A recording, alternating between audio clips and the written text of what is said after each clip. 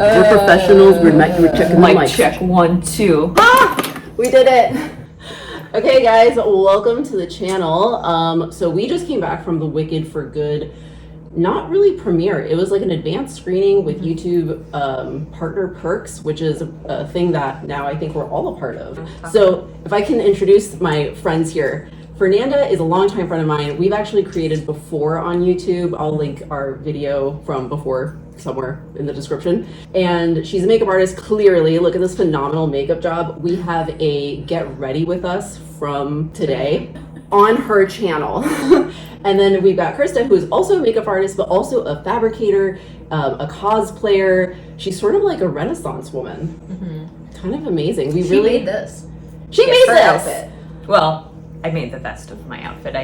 This was an Amazon purchase, but I made the vest. And it's a lovely vest. But okay, so I want to ask these ladies a couple questions just while it's fresh in our mind about the movie, which is like the second part, which by the way is as long as the first part. Fernanda is one of the few people I know who have read the book. I didn't know there was a book until like this week. And she's got some very interesting details for those that are interested, which she will go into depth on her channel, but we are going to talk a little bit about the differences, but there is going to be no spoilers. Yeah. So if you're interested in seeing the movie, you're in a safe space. So without further ado. Oh yeah, Zelda, she's making a cameo in all my videos lately. Okay, so I guess, Crista, let's start with you. So you actually have a theater background, so you can speak to this like pretty well, actually, I think. First of all, which character did you most identify with? Both, well, let's say either in the first movie versus the second movie, or just throughout both films? It's hard for me to say because I don't really feel like I fully identify with anyone. Okay, I think if you were to talk to young teenage Crista, it would have been like, I identify with Elphaba because no one loves me and I'm so isolated from everything in the world. So I guess I still kind of like nostalgically still cling to Elphaba. Still a rebel. You know, still a little rebel at heart. Obviously, as you can see, I have my green and my black, so I'm repping Miss Elphaba. I mean, I think at this point now we're all I was Galinda earlier, but now I'm Elphaba too. Yeah. So I think her. What did you like most out of like the whole movie, like either aesthetically or story-wise, or like something that just like really stood out to you about this second movie that you're like, wow? Well, one of the things that stood out for me in both movies, but particularly in this one, was the set design. Nessa's office was this beautiful Art Nouveau inspired, like all the doors were very Art Nouveau-y. The window, it's my favorite time period in terms of like art and architecture and things like that. So I really liked that. I mean, it's a good thing they went for Art Nouveau and not like Dadaism. Yeah. That would have been a different movie. Different movie entirely. We have a bunch of art nerds in the room, so we can talk like this. So I kind of find that movies are a really good vehicle for talking about things as a community and sort of addressing hard ethical topics. I guess I want to know, basically, did you learn anything? Was there anything that stood out to you about the story where you were like, that's a really good point? Not necessarily that I like learned, because it's a thing that I'm very aware of, but I did like, there was one particular sequence where they were showing the building of the Yellow Brick Road. They were showing the building of the Yellow Brick Road, and then also all of the animals like in cages, and it's just showing this contrast between what the government or the powers that be are trying to put on as a facade of everything. Oh, look at how beautiful, we're making a road of gold, but then behind it is something the actual a little bit more oppressive, dark. Yeah, you know, maybe like a similar ballroom that might be. I don't know what you are talking about. I have no idea what you could possibly being alluded to. Please don't demonetize my channel. Yeah, I mean, that was... You can always cut that if you want. There were a lot of parallels with what's currently going on, but I feel like, oh my god, his name, Jeff Goldblum, is just so lovable that like you kind of can't hate him. You're like, yeah, you're a shitty dude, the wizard sucks, but like, I love you, Jeff. I mean, you can't really hate Jeff Goldblum. You I can't. I have a contrast to that. I think he's super creepy. You think he's super creepy? Hot What? take. I think Jeff That's Goldblum a is hot super take. creepy, and I think give it another 10 years and there'll be allegations. Zelda, what do you against think him. about this? Goes up to women and like forces them to like look at their nails. What? Yeah, no, Wait, this is what? the thing. I've heard stories of him being like, let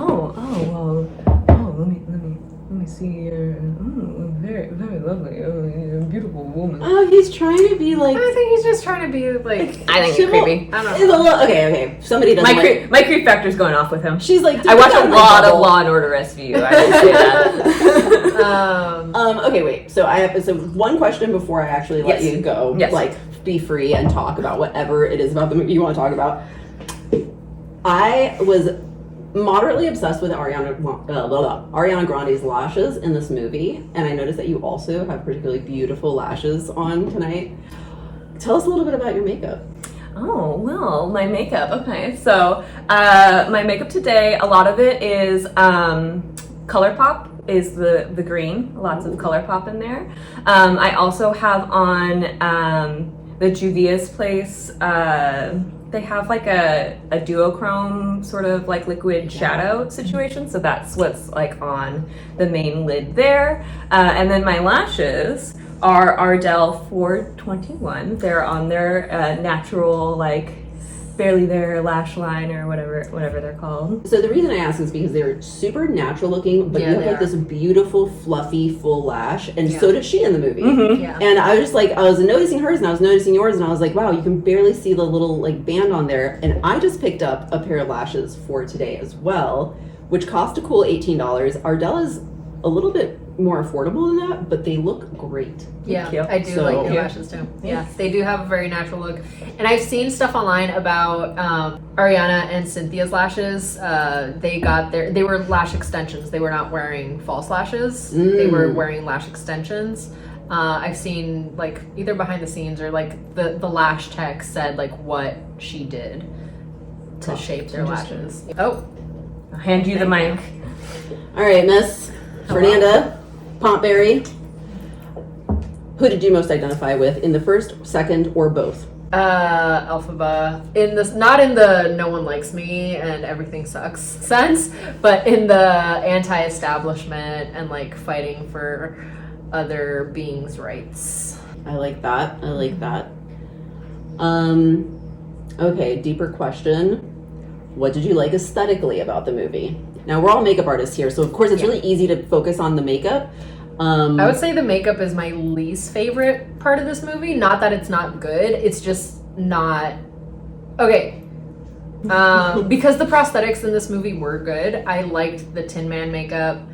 I liked the Scarecrow makeup. I'm very curious about how they achieved the Scarecrow makeup. Yeah, same. But other than those two like prosthetic makeups, like the other makeup, like it was good. It's not one of the standout things for me. I think the costume, I think the hair are stand out way more than the actual makeup. I think costumes are absolutely stunning. Hair, absolutely stunning. Set design. Well, we said pick one. Girl, I can't, okay? They all work in tandem to form this beautiful picture. Costume and set design, Okay. I think, are the two standout things for me. Was there a particular costume that you were like, wow, that's beautiful? No, I think all of them screamed like, we have money. I mean, that's like fair. even seeing like Elphaba out in the wild, like she's living in a tree and she has this like beautifully, like obviously like haute couture handmade jacket. No spoilers, right? Because like we're not No, really I think giving that's not a anything away, spoiler, because that's yeah. not a spoiler, like, right? Because we haven't said anything that you don't know exists in the world. Yeah. We know she dresses in couture all the time. It's like a huge part of the marketing of this movie too. Yeah, it's like it's part of the suspension of disbelief. It's like, oh yeah, they live in a different world where I guess everyone just has like the most amazing outfits. Like no one has simple clothing at any point. Everything looks very like crafted and handmade and like There's no poverty in Oz. even say when she's donating her outfits, when Glinda is donating her outfits, she says, how does she word it? She doesn't say the less fortunate, she says the other fortunate. The Because other fortunate. there are no poor people. So she's like, we're donating this to the other fortunate. Like, The other fortunate. Yeah. I love that. While we were getting ready this morning, well, sorry, let me backtrack. When I was getting ready for you to come over this morning, I had this thought where I was like, how fortunate are we that we are going to get to be together to watch this movie, to be able to be invited by a huge platform like YouTube, and like all the little things that we get to enjoy, like running water, like having a roof over our heads. Like there's all these like really great things that we take for granted.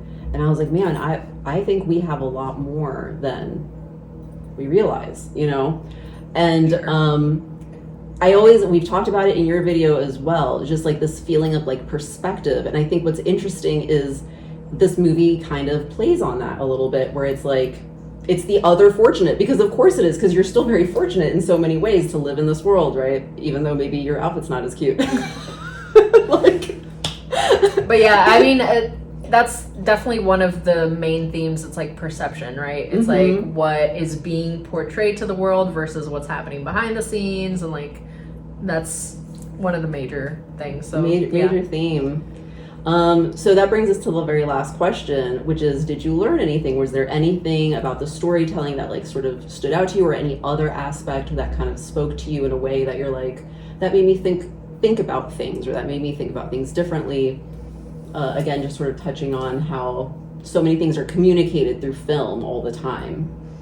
I learned through Crista that they added a bunch of songs. Apparently there's a lot of new songs added to the second. Songs. They did stretch this out.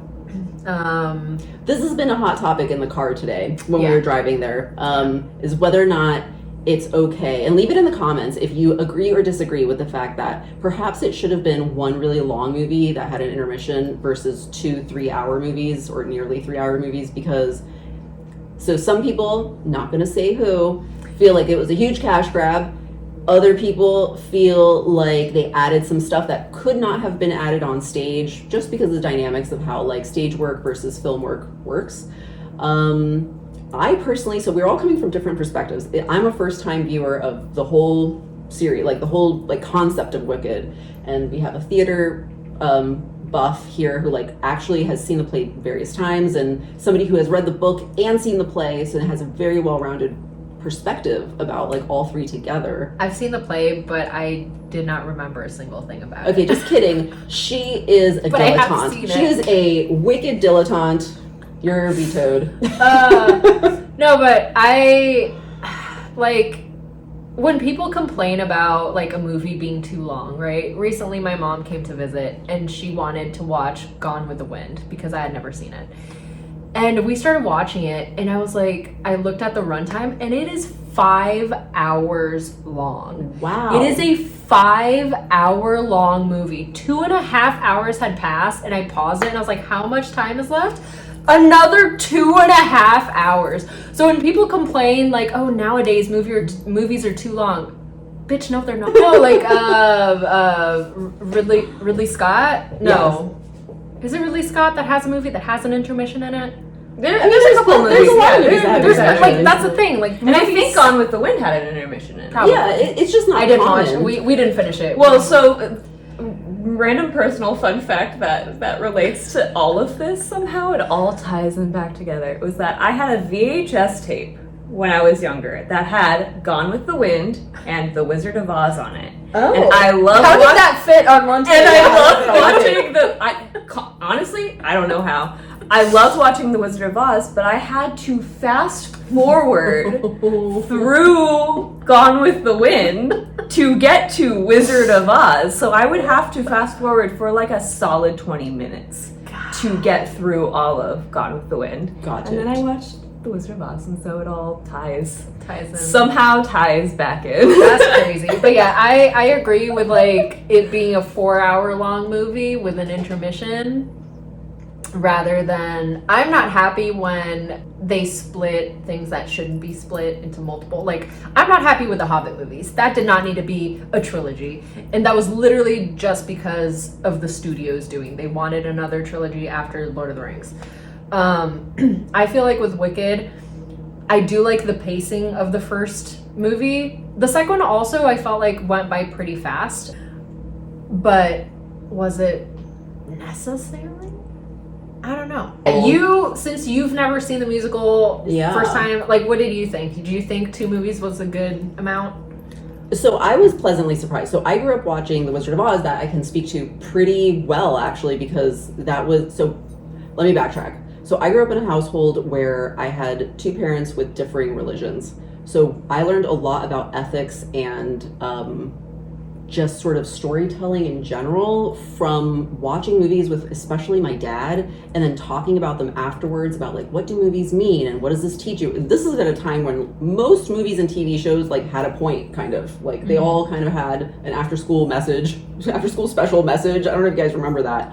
And this movie felt a lot like that to me, where I was like, it's coming back to sort of a place of like deep thinking about how the world works, and that kind of is a callback to The Wizard of Oz. And we touched a little bit, between us in the car about how The Wizard of Oz was about it was a commentary on the politics and on religion and all these different subjects, but it ends on this really high note, like this happy ending. And how this movie, well, we're not going to tell you how it ends, but if you've seen the play, then you know that it's not great. It's not great. And, and it just sort of brought up the point of like, if you look at when the movie was made, when the play was made, which you guys said was 2000 movie 1940 something, show was 2003, 2004, and then yeah. The book came out in 1900. 1900. So it was the end of like the aristocracy, kind of. I mean, that's sort of like when Downton Abbey was centered around, same kind of time period.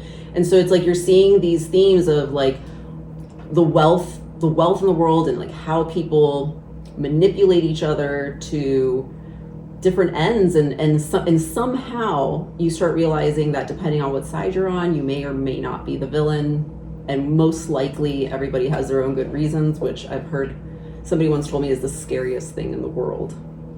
Everyone has their own good reasons. So yeah, I don't know. I just felt like this movie really gave that concept very deeply, like in a very good way. And I feel like a very easy way to grasp it too. Like I feel like kids could watch this movie and like immediately understand the message. Yeah, that's what I thought. And so did it need to be 6 hours long altogether? I don't know. I kind of think it did.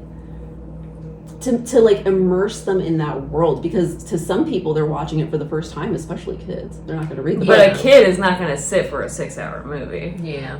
I did watch Gone with the Wind all the way through, and I was 7. But I also read Shakespeare as a kid, so I don't know. That was weird. He also didn't have TikTok. Also didn't have TikTok. That's also true. I'm curious to like do a marathon and watch both like back to back. I feel like I'll probably do that sometime in the future. And I wonder what that experience will be like. I personally enjoyed the first movie more because I think there's more bangers. Like the songs are just yeah. Okay, you like the beat. I like for the pop. Yeah, I like the songs in the first movie. And Krista said that in the first movie there aren't new songs, or there's at least not as many filler songs. Yeah, I don't think, from what I remember, because I watched it fairly recently, the first one, and from what I remember, there weren't any additional songs that they made for the movie. At least half or a quarter of the songs in the second one part were additional things that didn't sound as well orchestrated or as in depth as like some of the other songs that are made for the show. And it's funny because my favorite songs are in the second half of the show. Oh. So my favorite songs are No Good Deed and As Long As You're Mine. Oh. But I feel like I know you better now. Interesting. Yeah. they're belters, you know. You have a good time singing them. Yeah, no, that's fair. Okay, but I just want to add, I feel like I cannot wrap up this chat without saying I felt really bad for Galinda. Why? I felt really bad for her at the end because, like, she finds out. Spoil it? You're spoiling it. Oh yeah, I'm spoiling it. Shut up, Cici. You know what? I cut all that out of there. I had to cut it out of there because I just gave away my own rule, which is no spoilers. But I did feel bad. I did feel bad for her. I can say that's that. fair. That's fair. I think she deserved it. Yeah, I think you make your bed and you lie in it. Yep. Yep. Did she though make that bed? Yep. It takes two to tango, Wait, you know. What character do you identify with? Galinda. Of course. That's why you feel bad for her. But here's the thing. I didn't at first. So now you do? Right. So first movie. That's why you asked us that. Yes, I did. Yeah. I will, because I was like, am I the only one that feels this way? Yes. So in the first movie, I identified very strongly with Elphaba. I was like, I get her. You know, there's a lot of similarities in her personal responsibilities as a person. I felt like I was like, I can relate to this, like having to be like the older sister, you know, the caretaker, you know, eldest child problems, really. Sure. And I was just like, man, I just identify with her a lot in the way she sees the world. But second movie, I was kind of like, you know what?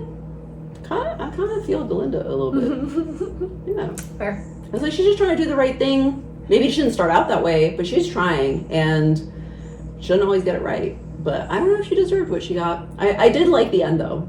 I did like the end. Going back to, you asked like about favorite thing, favorite scene, whatever. Not spoiling, not saying whose wedding, just the wedding scene. That scene, I was like, this is what every person who wants to get married, like, this is their dream wedding. Like, this is the budget you wish you had for a wedding, is this wedding. Like, immaculate. Like, perfect. Every single detail. The amount of flowers, the butterflies. Like, butterflies. Literally everything. I was like, oh, she's rich. Yeah. You know, I'm like, oh, this is like what I would do if I had if I was a billionaire. It's like this is the wedding. I'm pretty sure that's what Jeff Bezos' wedding did look like. Yeah, probably. They literally paid for real hologram butterflies, I'm pretty sure, to just like land on Lauren Sanchez's little finger. Like, I do, bitch. Yeah. I mean, every frame looked like a painting. And I think that for a kid's movie is actually kind of rare. Yeah. You know, it reminded me of the old like Walt Disney like cells. I don't know if you guys remember, like, you know, seeing, I mean, a lot of artists now, like, they know what we're talking about, but for anybody who doesn't understand, it's like the painting of, or the preliminary painting and sketches that then they turn into like these hand painted things that they would do over and over and over again to create the cells for the movies, for the animated shows. I didn't love some of the CGI. Well, don't spoil it for me. No, like, there's, I'm just never going to be I don't know if you guys know this, but Fernanda's a contrarian. Anything I say, she's going to be like, no. No, I'm always going to prefer practical versus CGI. Obviously, you can't have a bunch of animals, like, doing what they're doing. But, like, come on, we grew up with, like, Homeward Bound. You could have had a few real animals. They were all CGI. There was not a real animal on that set. I have to work with Zelda just filming tutorials, and I can't even get my makeup done. Without her sneezing. Literally on me. Okay, so we've got about 2 minutes left before we gotta wrap this up. So I just want to get some final thoughts. My final thoughts, one that I just thought of very quickly because of the conversation about the animals and the CGI and things that I like. I got so excited when Galinda was being dressed with my little albino bats. Yeah. They were so cute, and I wanted to hug them. That's it. Final thoughts. I'm gonna watch it again because I have to watch it with my husband. He likes Wicked, so I feel like they use their money wisely. Because a lot of times movies will have a huge budget, and you're like, where the hell did that budget go? What was the budget? $165 million. You could see where the money went. Mm-hmm. Yeah, definitely. I fully agree with that. Yeah. Okay, guys, we're gonna wrap this up. And I just want to say this was a great film. It was a great opportunity to connect with other creators. Thank you so much to the YouTube Partner Perks program. And I fully recommend this movie for the holiday season. You can watch it with your kids. You know, I just thought it was good. I thought it was all pretty. I really enjoyed it. It's one of my favorite movies I've seen this year, considering the fact that I've seen both of them this year for the first time. So, yeah, pretty cool. All right, guys, catch you on the next one. Bye.